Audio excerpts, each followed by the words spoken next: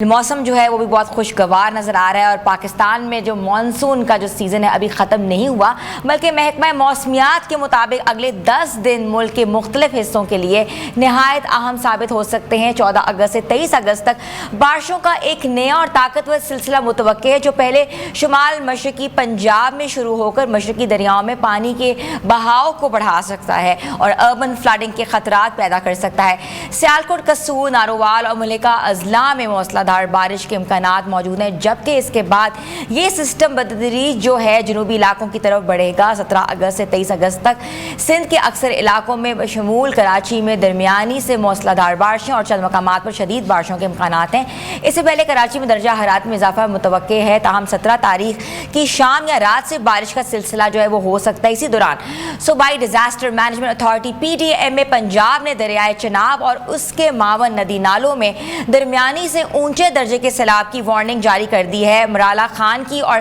कादराबाद के मकामात पर पानी की सतह बुलंद होने का खदशा जाहिर किया गया है। अगर हम थोड़ी सी बात कर लेते हैं पंजाब साइड की, तो गुजरांवाला, सरगोदा, फैसलाबाद, मुल्तान डिवीजन समेत मुतादिद अजला को हाई अलर्ट पर रखा गया है। ये सूरत हाल अवाम, किसानों, मकामी इंतजामी और इमदादी इदारों के लिए फौरी तैयारी का पैगाम है, ताकि मुमकिन जानी और माली नुकसान से बचा जा सके।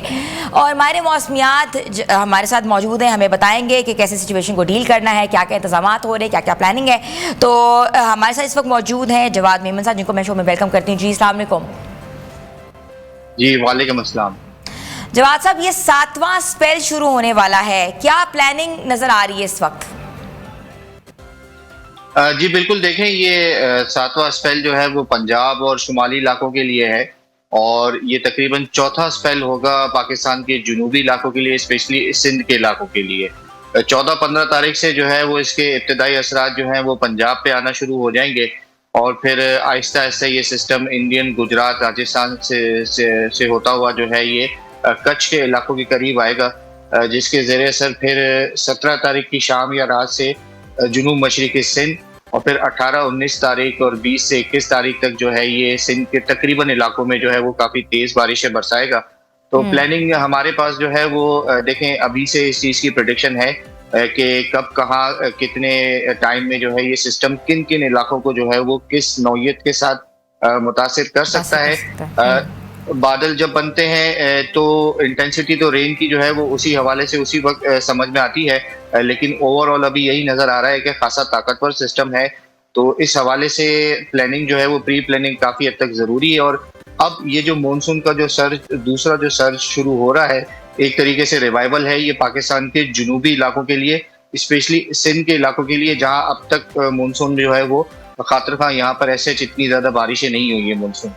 अच्छा जवाद साहब, मुझे ये बताइएगा कि ये पिछले सालों से ज़्यादा ताकतवर है ये जो स्पेल आ रहा है, और इसके साथ साथ ये भी बताइएगा कि अगर तो दरियाओं में पानी की सतह खतरनाक हद तक बढ़ जाती है तो क्या मुतवक्के है? देखिए, कंपेयरिंग टू लास्ट ईयर ये ऑलमोस्ट लगभग उतनी ही सिमिलैरिटी है। उसके साथ लास्ट ईयर जो है वो हमारे यहाँ इन दिनों में मानसून जो है थोड़ा सा वीक था। स्टार्टिंग जो फेज था, पहला फेज जो था वो उसमें ज़्यादा ताकतवर था, लेकिन इस दफ़ा हमने देखा कि जो फर्स्ट फेज है वो पंजाब के इलाकों के लिए, नॉर्दर्न एरियाज में तो खासा बारिशें लेके आया, फ्लडिंग सिचुएशन भी हमने देखी, लेकिन सिंध और बलूचिस्तान में जो है वो अभी सिचुएशन काफ़ी हद तक बेहतर है। लेकिन अब ये जो सेकंड फेज शुरू हो रहा है ये जुनूबी इलाकों पे ज़्यादा इफेक्ट करेगा, सिंध और बलूचिस्तान पे। तो यहाँ पर जो दरियाओं की जो सूरत हाल है वो फिलहाल तो नॉर्मल है, लेकिन स्टार्ट ये जो स्पेल शुरू होगा ये अपर एरिया से होगा और फिर आहिस्ता आहिस्ता इसके जो इफेक्ट्स हैं वो नीचे आना शुरू हो जाएंगे जुनूब की तरफ। तो ओवरऑल यही है कि तेज़ बारिशें रहेंगी। दरियाओं में ऑलरेडी फ्लडिंग सिचुएशन इसमें है, कहीं पे लो लेवल फ्लडिंग है, कहीं पे मीडियम लेवल है और आने वाले दिनों में थोड़ा बहुत हाई लेवल फ्लडिंग के भी अलर्ट दिए गए हैं। तो इस हवाले से जो है वो मैनेजमेंट और अलर्ट रहना जो है वो काफ़ी हद तक ज़रूरी है। अच्छा, ये भी बताइएगा कि क्लाउड बर्स्ट के वाक़यात देखें, टोरेंशियल रेन्स के वाक़यात देखें, लैंड स्लाइडिंग, अर्बन फ्लडिंग, तो अगर हम ये बात करें तो इसके असरात शहरी ज़िंदगी पर किस तरह मुरतब हो सकते हैं?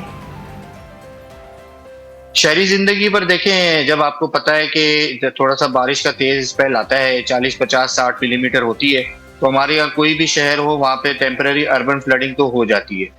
स्पेशली कराची और इसके आसपास के जो इलाकों में अगर इस तरीके की बारिशें होती हैं तो टेम्पररी अर्बन फ्लडिंग देखने में आती है। रही बात लैंड स्लाइडिंग की, तो वो पहाड़ी इलाकों में जो है वो ज़्यादा है।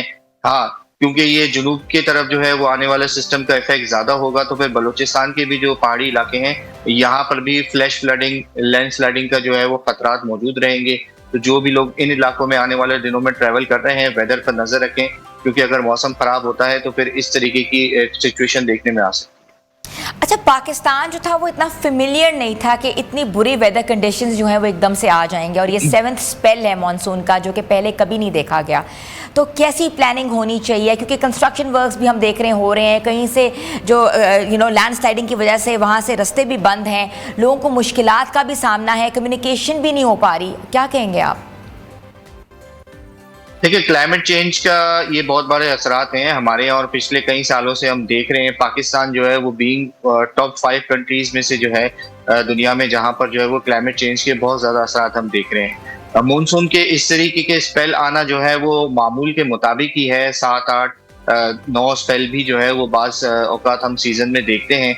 लेकिन इस दफ़ा जो उतार चढ़ाव है, जो इनकी फ्रीक्वेंसी है, वो काफ़ी ज़्यादा जो है वो अनप्रेडिक्टेबल भी हो जाती है। रिसेंटली हमने देखा कि क्लाउड टोरेंशियल रेंज के जो है वो इवेंट्स भी हुए।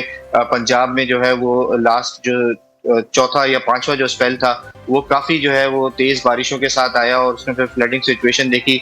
चकवाल के इलाकों में, इस्लामाबाद और इसके आसपास के इलाकों में हमने काफ़ी फ्लडिंग सिचुएशन देखी। लेकिन उसी दौरान जो है वो सिंध में जो है वो तकरीबन पूरा जुलाई का महीना गुजर गया और एज सच बारिशें नहीं हुई है। तो ये जो क्लाइमेट चेंज की वजह से इतना ज़्यादा जो वेरिएशन आ गया है, ये ज़्यादा जो है वो डैमेजिंग होता है, क्योंकि पहले इस तरीके के जब स्पेल आते थे तो यकसर जो है वो वाइड स्प्रेड एरियाज में जो है वो बारिशें होती थी, तो उसकी इंटेंसिटी जो है वो इतनी ज़्यादा नहीं होती थी। अब जो भी स्पेल आता है उसकी वो एक स्पेसिफिक एरिया में इतनी ज़्यादा शिद्दत के साथ आता है कि फिर वहाँ पे जो है वो सिचुएशन को कंट्रोल करना मुश्किल हो जाता है। यही सिचुएशन हमने पंजाब में देखी, नॉर्दर्न एरियाज में देखी, और उम्मीद इंशाल्लाह इस बात की है कि अगर हम पहले से अलर्ट रहें और अर्ली प्रिपरेशंस कर लें, तो जुनूब की तरफ जो ये अब एक के बाद स्पेल जो नज़र आ रहे हैं, ये तकरीबन 15 अगस्त के से जो है ये मानसून का सर्ज शुरू होगा, और नज़र यही आ रहा है कि सितंबर 10, 12 या सितंबर के 15 तारीख तक अगर आप कह लें, या एटलीस्ट 1 महीना रहेगा जिसमें एक के बाद एक जो है वो सिस्टम लगातार जुनूबी इलाकों की तरफ मूव कर सकते हैं। अच्छा, मुझे बताइएगा कि एग्रीकल्चर सेक्टर की बात करें हम, तो किसान बरादरी के लिए आप क्या मशवरा देंगे ताकि फसलें जो हैं और खेत बारिशों से कम मुतासिर हों? देखिए, वेदर पे नज़र रखें। किसान बरादरी के लिए यही है कि मौसम पे खासी नज़र रखें। बारिशों का जो स्पेल है वो जुनूबी इलाकों की तरफ जो है वो आने वाले हफ्तों में इसका जोर थोड़ा सा ज़्यादा रहेगा, तो फसलों को पानी देने का, माल मवेशी और दीगर जो इंफ्रास्ट्रक्चर है, उसी हिसाब से सारा मैनेजमेंट रखें कि आने वाले हफ्तों में जो है वो इस तरीके की सिचुएशन रह सकती है। स्पेशली सिंध के इलाकों में जो है वो बारिशों का स्पेल जो है ये नज़र आएगा। 18-19 तारीख से जो है वो थोड़ा सा जोर पकड़ेगा, जुनूब मशरिकी सिंध से शुरू होगा, फिर जो है सिंध के दीगर इलाकों तक फैलेगा, और फिर इसके बाद जो है वो 25, 26, 27 के आसपास जो है वो एक और स्पेल भी मुतवक्के है। फिलहाल लॉन्ग रेंज फोरकास्ट है, चेंजेस आती रहती हैं, हर गुजरते दिन के साथ लॉन्ग रेंज फोरकास्ट में चेंजेस आती रहती हैं, लेकिन यही एक्सपेक्ट किया जा रहा है कि अगस्त का महीना खत्म होने तक जो है वो कम से कम 2 अच्छे स्पेल जो है वो इन इलाकों की तरफ मूव करें।